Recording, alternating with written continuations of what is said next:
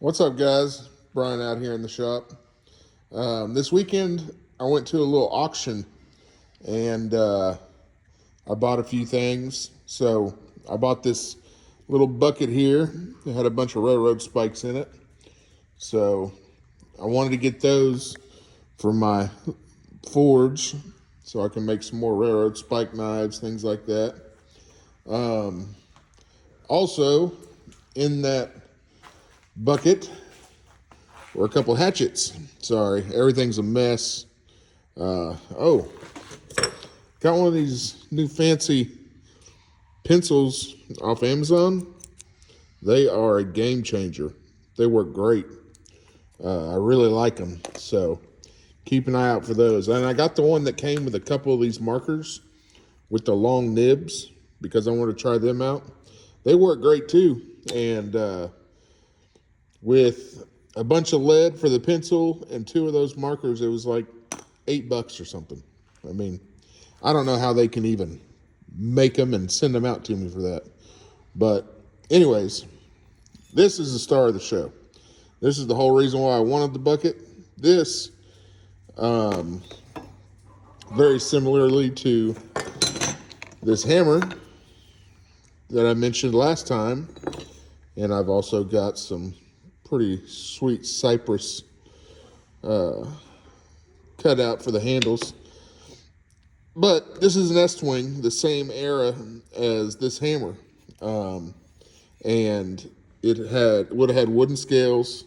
It was kind of a crating slash multi-tool hatchet.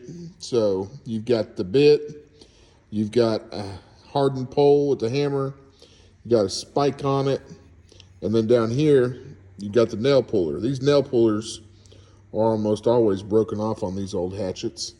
But it came rusty. Of course, I cleaned it up to see how much of the patent was still on there. You can see patent applied for, Estwing Manufacturing Co., Rockford, Illinois, USA. I'm sorry, Rockford.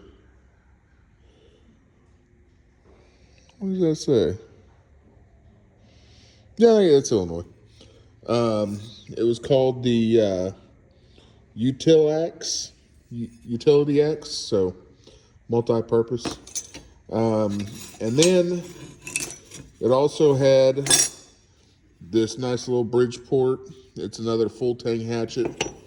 It had the scale still on it, so this one was cracked, so I was able to get it off without messing up the rivets. So I glued it back together, and now I got a template to make some new ones for it, if I decide to. I'm not sure about that. Definitely will with this one. But you see these have that kind of I-beam shape to them. Because of that, these handles are inset.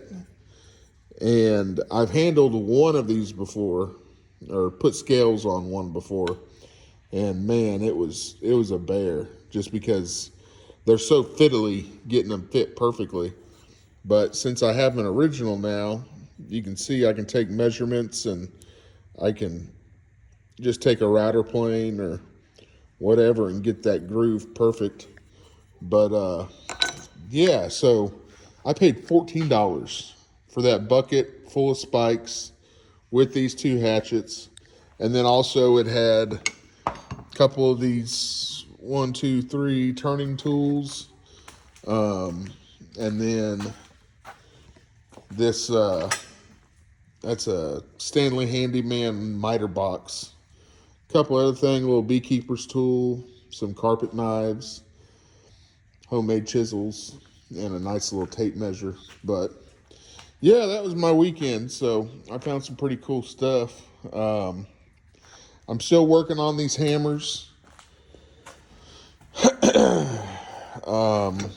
Again, excuse the mess. So for this Dunlap, I've got this walnut that I cut out. And then for the Estwing, I've got these cypress. This was actually hardwood flooring that I cut up. It's beautiful wood. But yeah, I'm going to use those. I need to get some epoxy. I don't have any. But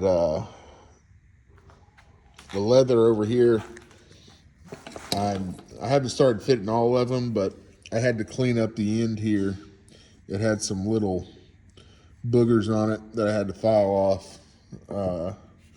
So I'm getting that going. Also, found this little spoke shave at an antique store. Any wooden spoke shaves I find that are a decent price, even especially when they're broken, I'd rather buy them broken because I can get these blades. You see I've polished up and started restoring the iron here. But I make my own spoke shaves. Let's go. I've given 3 or 4 of them away to some good friends. But I think I've got 1 or 2 in here. So yeah, this one. This is a piece of white oak, quarter sawn white oak. It's a dang good spoke shave. But yeah, I made this one. There's that wear angle. It works great. I think that's the only one I got left out of the ones I made.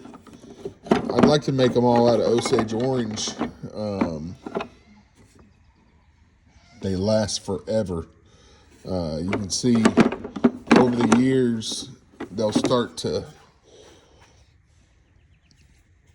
rub right here, and you'll get little indents in them. That Osage orange is so dense and so hard, it just lasts forever. So I really like using it. Got some mold. One day I might have to do a little video just going through some drawers. I want to talk about perfect handles.